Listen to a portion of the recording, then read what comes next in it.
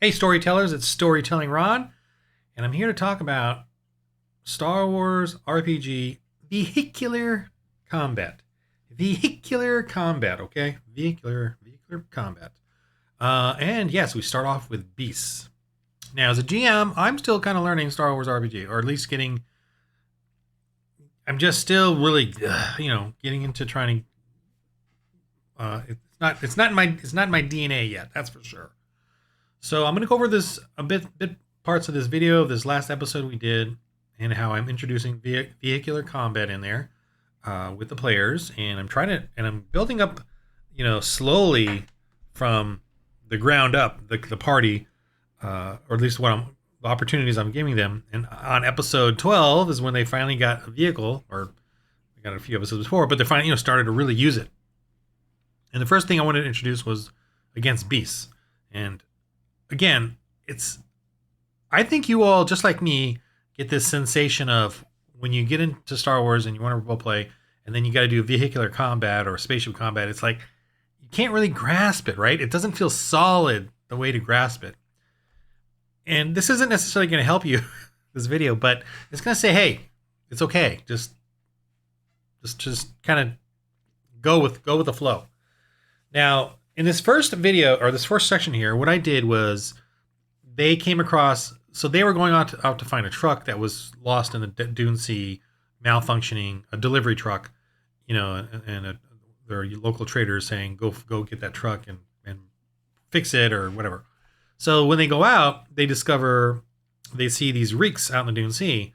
And, first thing you got to think about too is range. Range is really important because your characters are always going to want to be at long range, or extreme long range, shooting at things, and you got to kind of get them in, reel them in somehow. So that's the first thing you got to be aware of when you do an encounter, right?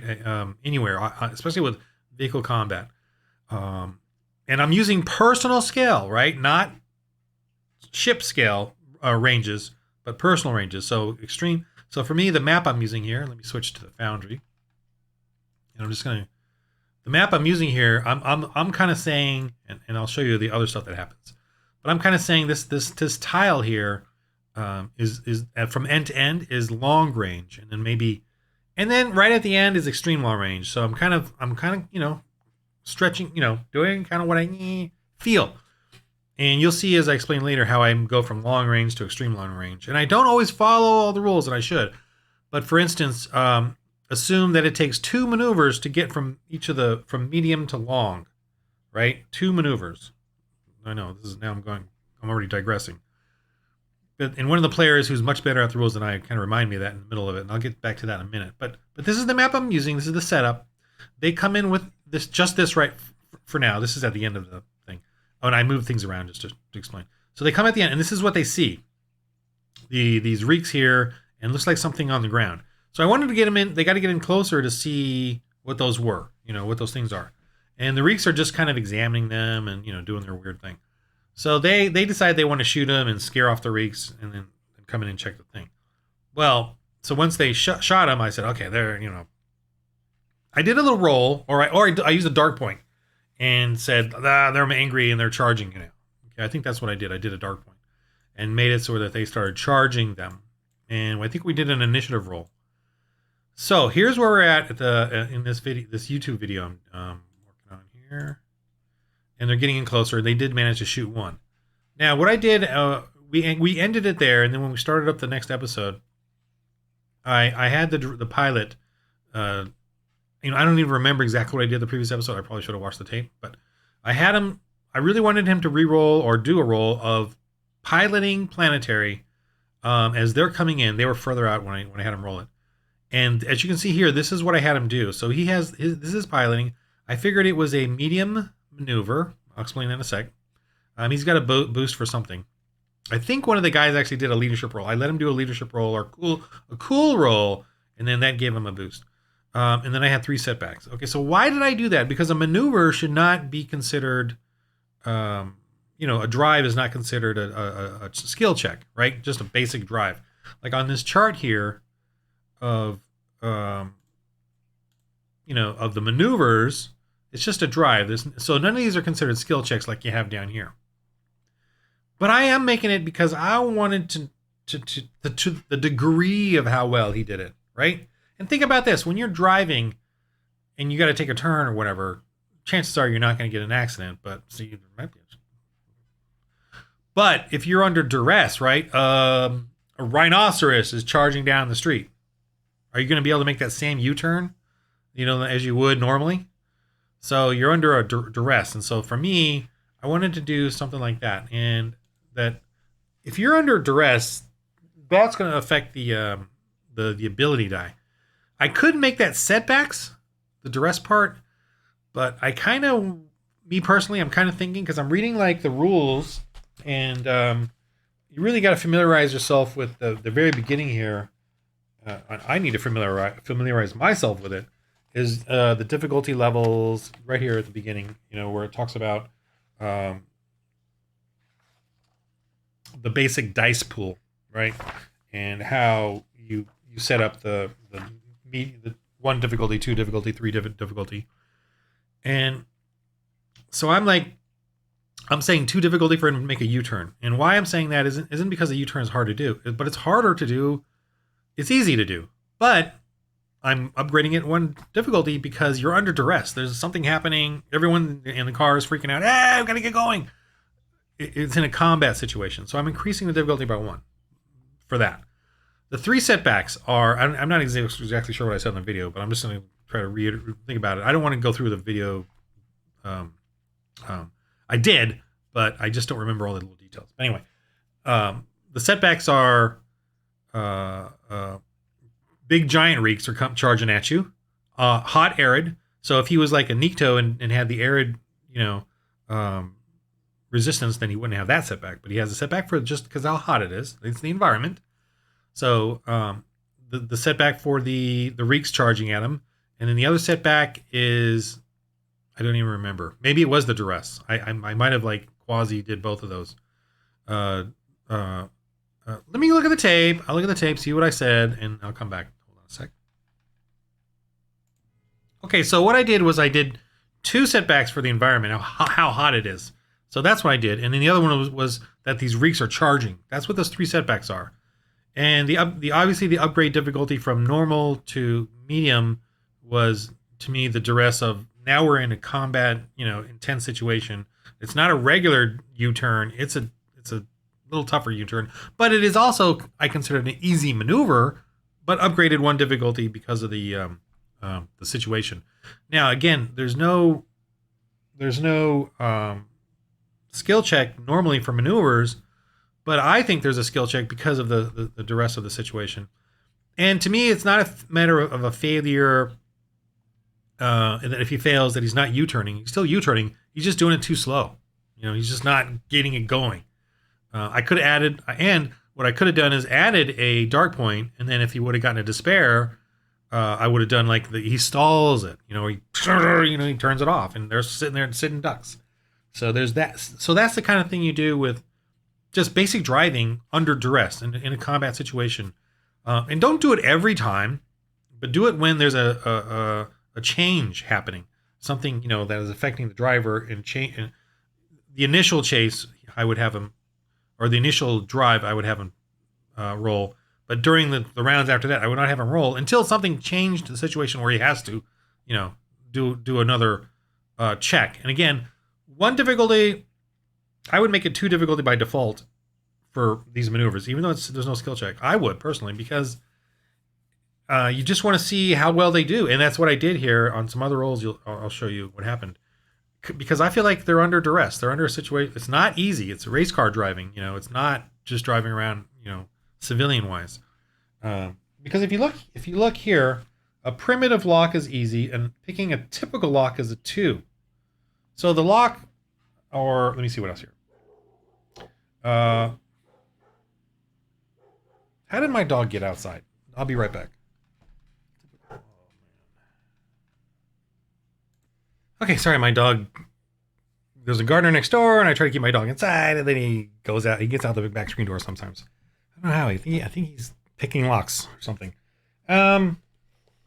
Picking locks.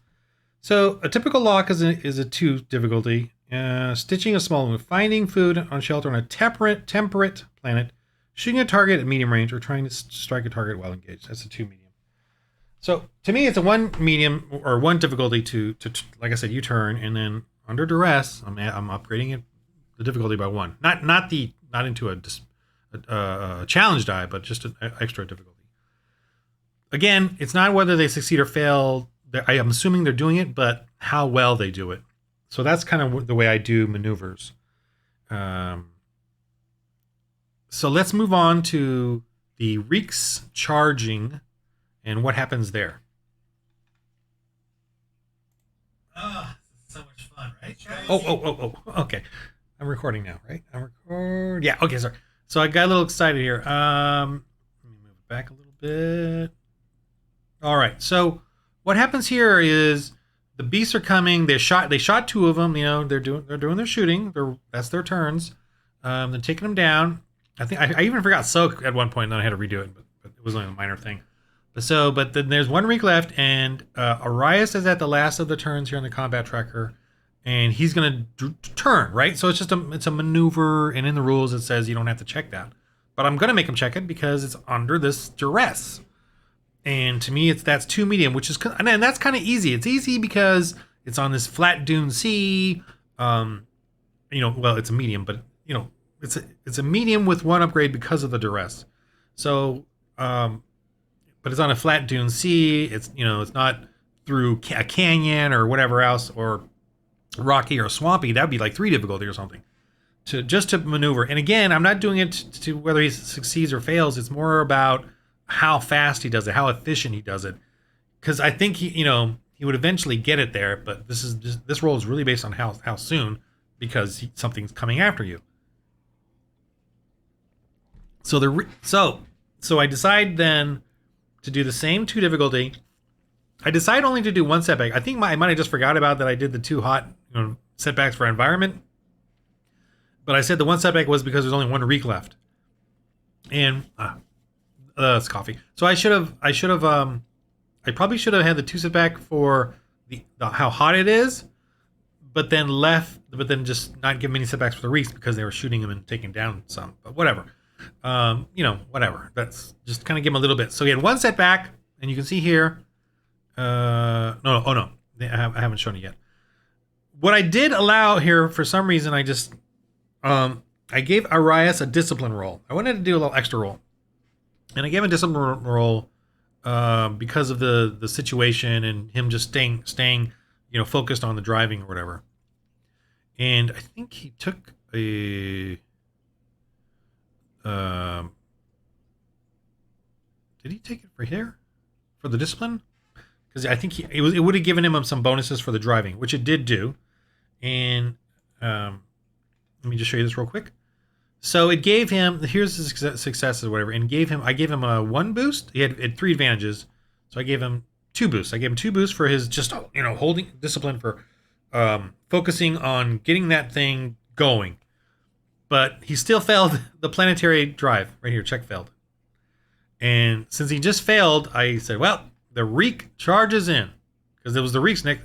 That was the end of their turn, and the Reek was next on the combat tracker, and so he slams into the ship. So look here, he failed. So that was his brawl attack against the ship. He failed. See, I did a brawl attack, and he would have, in order to damage the ship, he would have had to have gotten 10 wounds, right? 10 damage, because of let me see what he can do. The Reeks, their attacks. Just go here and check horns. 7 damage, 3 crits. So if he would have gotten 10 damage, he would have done 1 whole point of damage. Okay, so that's how that works. The 7 plus whatever successes he rolled. Well, obviously he failed. So he didn't damage the ship, but he had 4 advantages. So what I took the 4 advantages for, I disregarded everything and said he scrapes the side of the vehicle just to have fun and make it hilarious, and because that's one of the droid's like signature vehicles. So I wanted it to be damaged so that he has to go and repair it, It didn't affect the game at all, the mechanics, but it's hilarious because the whole side of it is scraped up by the what the reek did.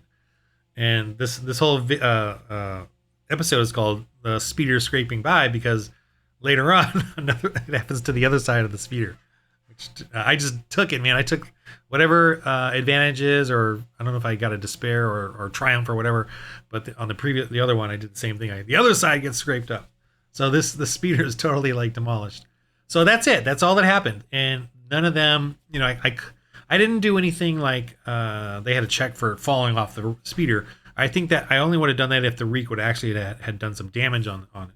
And I think by the sheer size of it, running alongside the speeder and trying to horn it, I allowed them to just do regular short shots without any really penalties. I think I probably gave a couple setbacks, but even the big gun, I allowed them to shoot it, even though it's engaged, because it's so big and it's right there, and it's not like a person to person engaged.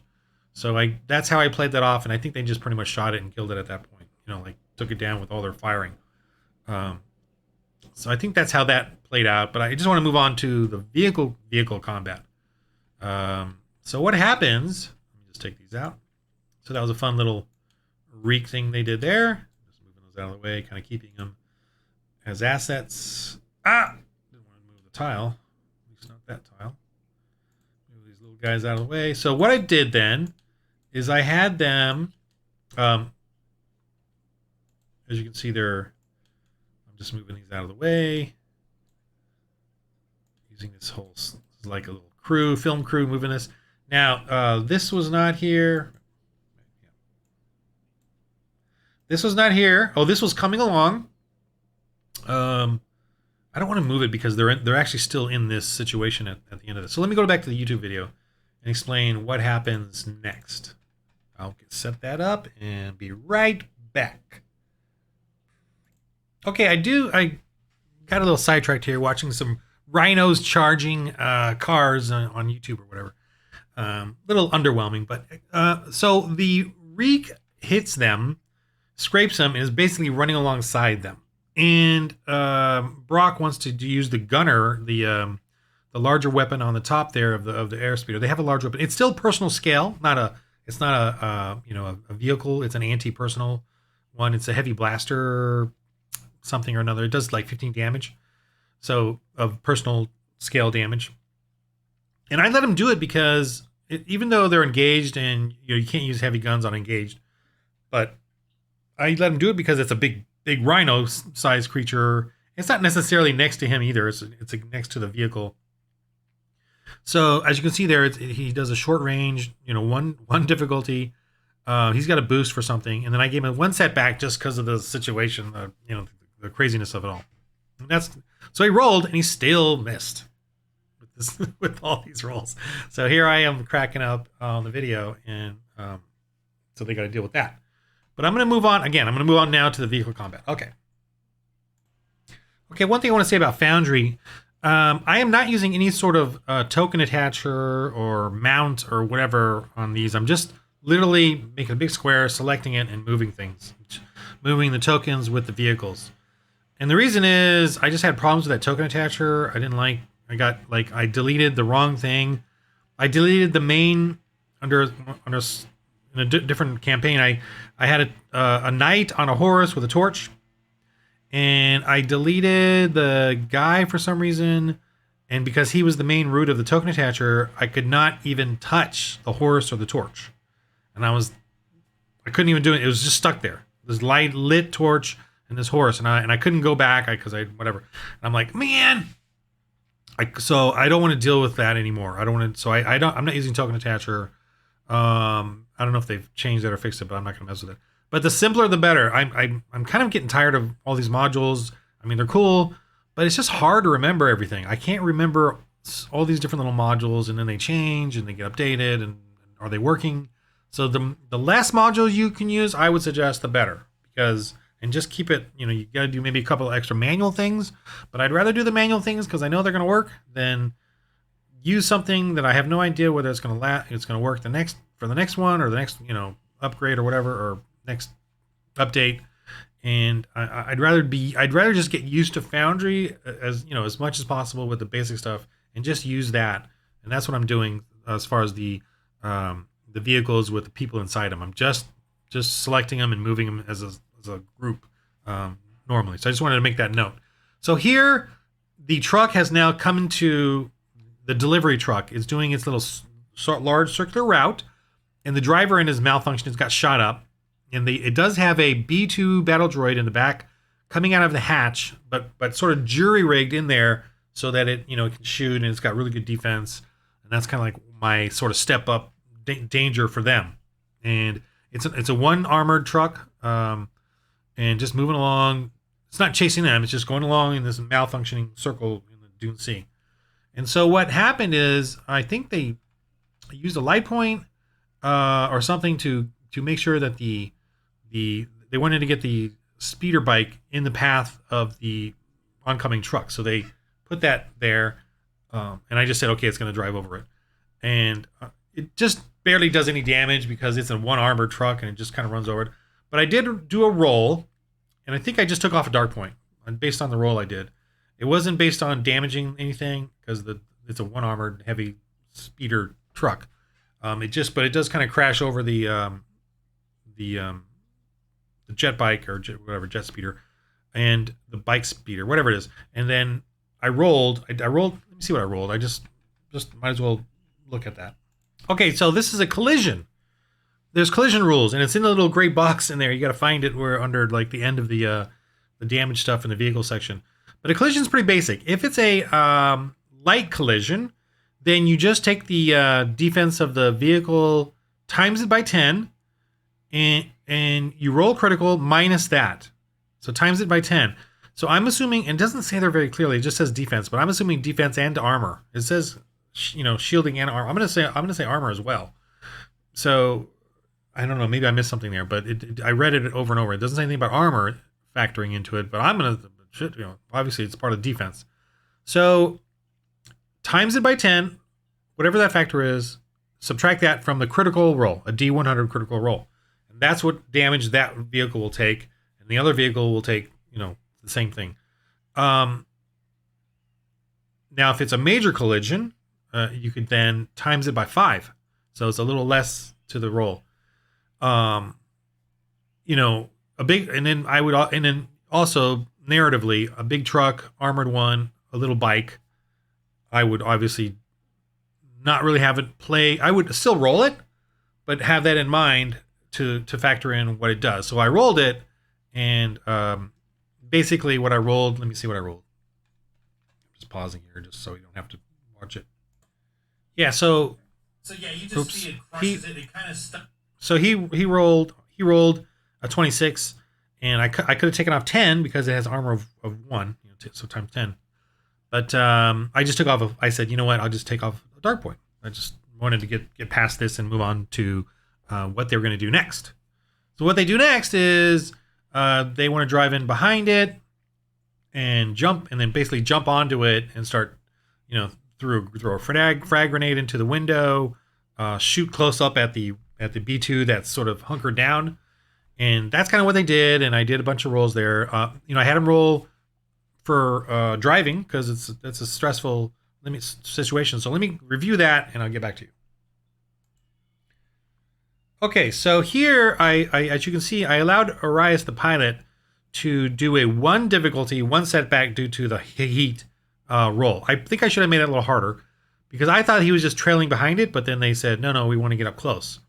So I probably should have had him re-roll. I probably should have had at least 2 difficulty and 2 setback for the heat, and then just because you're driving along and trying to get close to this thing.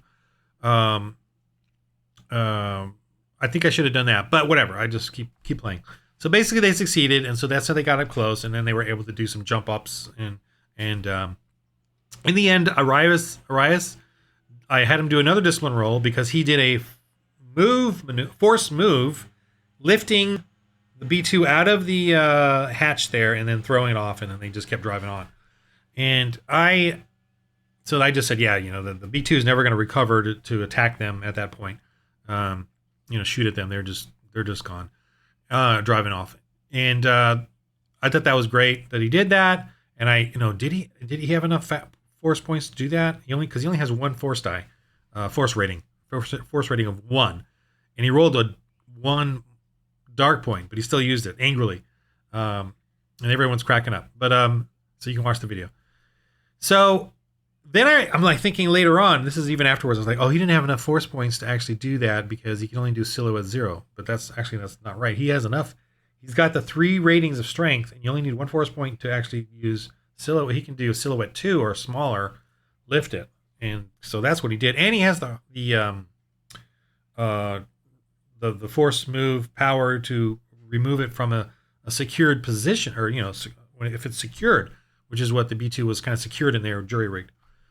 So he's really his force move is pretty powerful. So he was able to do that, and that was pretty cool. And that was a fun thing. There's a couple more details in there that happened. That was pretty cool, but that's the main stuff there. So that's the base. That's that part. Now we're going to go into this final vehicle combat with a bantha skiff because they go up against these pirates that come in and check out what's going on.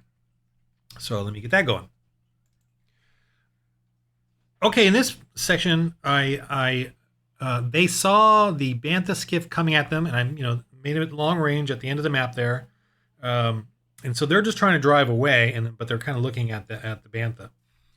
And what's funny in this one is the little Kabushin, whatever, the little rabbit race guy, is driving the truck so that Koss, you can barely see him right here, but he's going to the turret to come out and shoot because he has a really good long range rifle or range heavy rifle.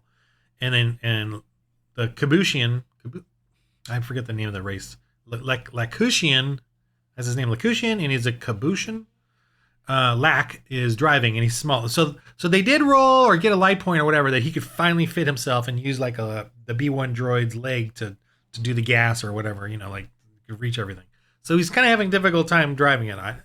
Thusly, ergo, I did make him roll, just to keep steady, So it's a 2 difficulty, and I made 1 setback because of the 1 setback was because of the his he's short and not fitting there properly, and then the 2 difficulty was because they're still kind of being chased, and they're still like having to just drive, and it wasn't a matter of him succeeding or failing necessarily. It's more just like how well he does. Okay, and let me show you what happens next.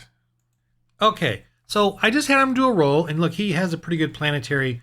Well, he has 3 ability in it, or 3 whatever natural ability, and then he did a light point. So he's got the proficiency here. And I made it 2 difficulty, 1 setback. Maybe I should have made it 1 difficulty because he's just driving. So maybe I did make it a little harder by making it 2 difficulty. But I felt like the duress of it all. And he failed. He failed the roll. So what I did is I rolled a D8. And let me show you real quick how I do this. Oh, come on. There's a little D8 here to roll somewhere. There. So I rolled this D8, and what D8s do for me is they point in the direction of anything I want to happen in which direction. So what I did is I rolled it to see where he swerved, because I figured that with his check fail, it's not necessarily that he's failing to drive. He's just not doing it very, the right way or doing it well. So he basically, what I did is he's slowing down. He needs to go faster. We're trying to get away. And so he slowed down is what happened here. He's driving too slow, basically, because it's pointing that way. So then you can see I moved it to there. So that matters because it matters for the range of the attacks now that's going to happen against the bantha skiff. So this is sort of like the chase. I roll how well they drive versus how well the bantha drives to compare the ranges and who wants to be where. Okay, so that's kind of how I'm using that for this chase. It's a vehicle chase scenario. So let me kind of review it again, and then I'll come back. Okay, this is interesting. So they decided to swerve the speeder, angle it off so that the targets are sort of separate or whatever. And so I said, okay, just to have him roll. So I did a 2 difficulty, and he did a planetary roll, and he failed. So I rolled the random dice again, like a direction. Let me see if it shows it real quick. Wait, where's the...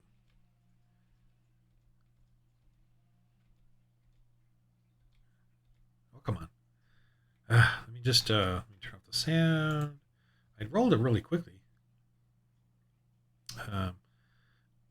There's that. That's a fail. Yeah, okay, fine. Then I quickly rolled a d8. And see, so the direction. So he swerves off in that direction, which is actually the direction they wanted to go in. So that to me is kind of like, how I do basic checks that I shouldn't be doing, but I do anyway for driving. Just because I want them to be, I want it to be a little challenging and a little fun, roll dice and try to go that, and there's a possibility of a serious fail. But they had 4 advantages, so I don't know what they did with that, but they did get to where they wanted to, even though we failed to roll because I rolled the direction that they wanted to go in. Okay, so we'll move on. So here's a good point that David made. He's gonna shoot. So he's over here on the gunner point, and he has a heavy blaster. Not this one. On his, he has a heavy blaster rifle that does 15 damage. And so he's going to shoot at the bantha skiff, and then he was going to do. And so I said, "Well, are you shooting the passenger or the ship? The vehicle?" And he's like, "Oh, that's a good point." So then he went off he started describing. Well, if it has 1 armor, he has to do 20 points of damage. See, so if a vehicle has 1 armor, like no defense, just 1 armor. Well, defense is setbacks, but 1 armor is 10 point. It absorbs 10 points of personal scaled damage. So in order to actually inflict 1 point of hull damage, he has to do 20 points, 20 wounds. And his basic, the heavy repeating blaster that he has does 15 damage. So he'd have to do 5 more, at least 5 wounds to damage a vehicle with 1 armor. But he doesn't realize the bantha has 0 armor, so he only needs 10, right? And then if he does a 10 more, he does 1 point of damage. Wait. No, he just needs 10 to do 1 point of damage. Yeah. The bantha has no armor. So if he did 10 points of damage, he gets 1 wound on the hull, or 1 hull damage, hull trauma, and then if he did do 20 wound damage on the bantha, he would have done 2 hull damage, right? And then he could have done a crit as well, a vehicle crit. As long as he does damage on the vehicle, then whatever advantages he has will do a crit. So that's a good little explanation as to just firing, whether you fire at the vehicle combat firing using a personal scale weapon against a vehicle. Now, and that's like that right there. That gun he has on the mounted gun he has on the airspeeder is that, and only a few others can actually penetrate a vehicle anyway. You need to get 10 damage, so obviously you can do it. So also. And I take that back. A lot of weapons can do it. I'm talking about armor 1 actually. Armor 1, like the speeder, the delivery truck has an armor rating of 1. So that's what I meant. Only a few weapons can really do damage against those. Missile launcher guy, the tube missile launcher thing, this big heavy personal scale weapon, maybe some grenades. So that's that, and then so he decides to shoot the driver, the pilot, Actually, at the front of the vehicle are 2 guys with long rifles, heavy blaster rifles. So he decides to shoot them, and I gave them. Let me see what I gave them. I can't remember exactly what I gave them, as far as defense goes, or cover or whatever. Okay, so I gave him. I just gave him 2 setback. Basically for the cover of the ship, and then they're so skinny. Well, the skinny part was just a joke, but it was funny. But the cover of the ship, and I felt like too because. I feel like the bantha skiff kind of has this railing, and they can kind of like crouch there and fire and rest their gun. So I felt like it was just a little bit better than just a 1 behind a crate or something. So I gave him 2 setback for him to fire at them, and it's my call. So he fired at them and still killed them. I'm pretty sure. They took them all down and stuff. So let me go on. The one last thing I want to discuss here is concerning the range. How they they do some range stuff in this map here, where I have them together, and me having them roll fly maneuvers to do it. And I really didn't play with the speed. I didn't play with any. There was no evasive. Here, let me go to this chart real quick. I didn't do any evasive maneuvers because their speed. They could have got up to 3, but I just didn't really feel like it was warranted to stay on target. They weren't really. It was a pretty quick sequence of events. Okay, sorry, I'm getting distractions, family, and I didn't know where I ended, but maneuvers, I think. I didn't use any of these maneuvers that much. I just kind of winged it, really, as far as like just having them what feels right with their rolls, whether they succeed or fail, and getting in the ranges and getting them to where they want to be positionally on the map. So let me just kind of go through this last bit here of their, getting in range and firing at each other, and the denouement here. Hold on a sec. Okay. Oops. Yeah. Okay. So what I did here.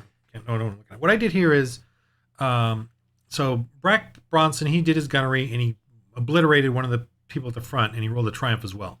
So he blew up one of the guys, and then so what we discussed and figured out that the blow up and stuff makes the piloting now have one more difficulty. I upgraded the difficulty to 1 because of his triumph. For him to just maneuver and stay steady, because they're trying to get in closer, because they're all going about the same speed, and so now I'm looking for who rolls better on planetary piloting to see, if they increase get closer in a range band, or if they extend their distance, because at this moment they're trying to get away from them. So I rolled it and he succeeded. So he actually just swerved a little, but got in a little closer, I think is what I did here. Let me continue on.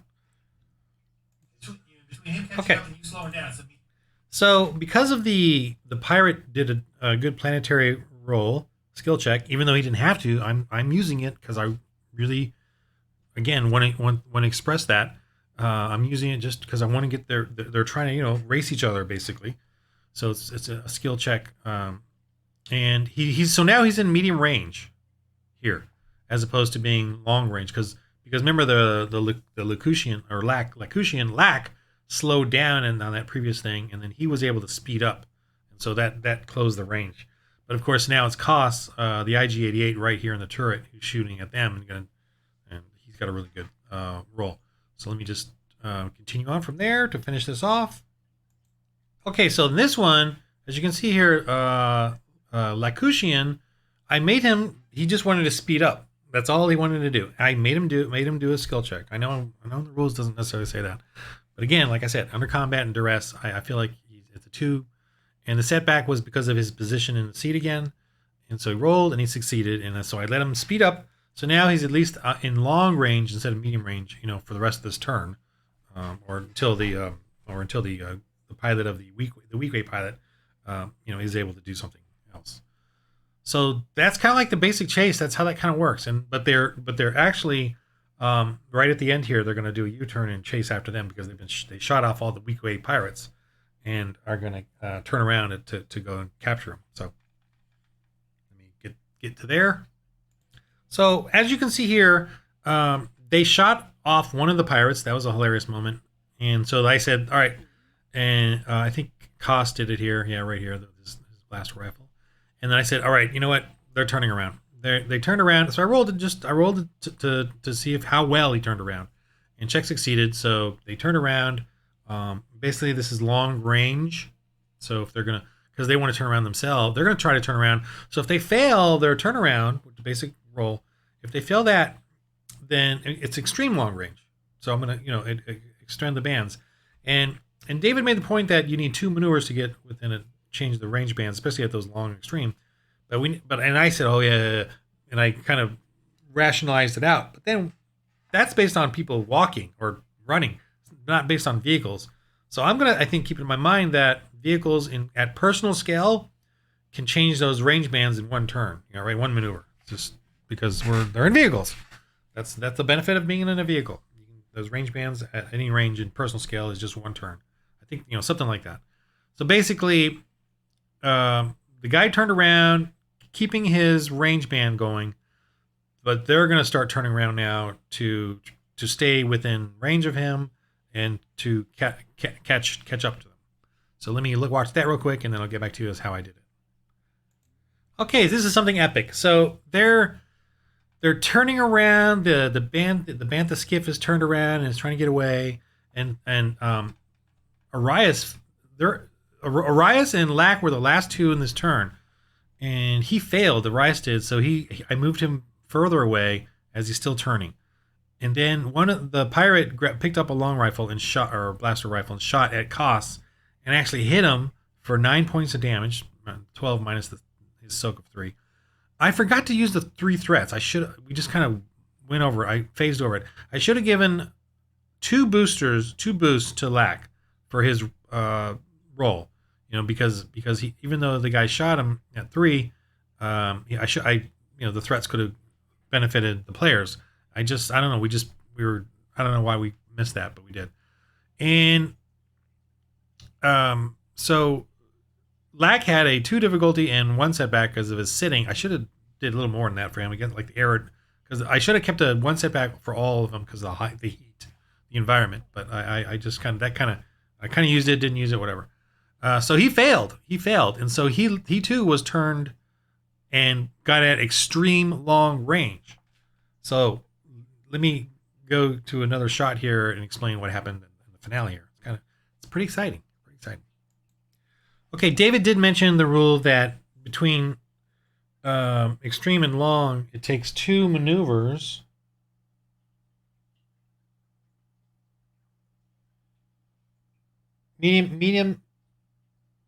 From medium to long requires 2 maneuvers. And because medium to short is 1 maneuver. And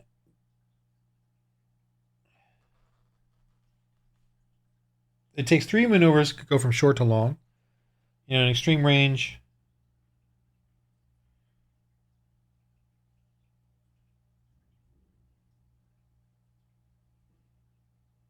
two maneuvers from extreme to long, or long to extreme, 2 maneuvers. But remember, these are vehicles. But I said, well, since the pirate succeeded its maneuver, and you guys failed at your maneuver, that was 2 maneuvers, and thusly now the range is extreme. So this is pretty exciting because they're at the point now where, oh my gosh, they can't even shoot at them. And they try to fire. He tried to do a leadership to give him an extra boost, but he failed, so I gave him a setback. So that was frustrating. But let me see what happens here, and then I'll come back to the finale thing. Okay, I actually kind of failed here as a GM. So they were firing, and actually Koss, the droid here, actually fired and hit the pilot and did him till 1 wound. He has 1 wound left. So then the next round turn came about, and so no one's really kind of catching up, and they're not really speeding up. And then he rolled here and failed his planetary roll, and he's already at extreme long range. I should have made him beyond extreme long range, but I just kind of forgot, and we were at the very end, and I just sort of let him stay within extreme long range. I should have, said that he just kind of swerved a little and just lost, some space there to catch up. But I just forgot or whatever. And with this right here and the 2 threats, I should have used them, but I really I don't know. I just kind of blanked, and I let Brack Bronson shoot his gunnery skill, and he shot and killed the pilot. So, and then everyone, yay, And so we're at the end there. And basically the denouement was, so I guess it wasn't it was anticlimactic. I thought it was a little more exciting. There was, when Koss was shooting him, that was exciting. Could he hit him and blah, blah, blah. But he shot the pilot. So basically I'm going to automatic pilot fail, and the ship is slowing down as the last guy is trying to run over and take over the piloting, so they can catch up. And that's kind of how it ends at this point. So that's how I did it. I don't know if this is confusing. I'm going to have to rewatch this just to see if my pausing and going and playing and explaining and looking at the YouTube video of our episode here, if it all makes sense. But I'm really doing this for my own self, to go through and figure out this, because it's kind of it's exciting. I actually liked how it played out. There was a bit of frustration there, I think, on the player part. One guy just gets frustrated. The other guy knows the rules better than me, so maybe I hacked it a little bit with making them do all these checks. But I liked it because it felt like they really are trying to race and catch up and slow down and catch up and get that range band going there. And if basically if they would have done worse, or I should have, like I said, he should have been outside the map because of his last failure, but I just forgot. But if they would have gone off this map and he would have gone off that map, I would have said they got away. At that point, based on their roles there, and all of them had a 2 medium or two ability, 2 difficulty, and 1 setback. I actually think it should have been 2 difficulty with 2 setback, or 1 setback based on the heat of the day, and maybe 1 setback based on just that's the 2 difficulty. 2 difficulty was racing, and the 1 setback was based on the heat of the day. It's just so hot for everyone that it just affects their driving. And then, but for Lack, it should have been 2 setback because he wasn't positioned. He's a little rabbit, so he's not positioned very well driving in this big delivery truck. But you live and you learn. I thought this was pretty fun. I hope they have some more vehicular combat, doing stuff like this, and it's probably going to ante up now the level of stuff. And to me, it's really fun because they're on episode 12, and this is their first ever vehicle combat, really.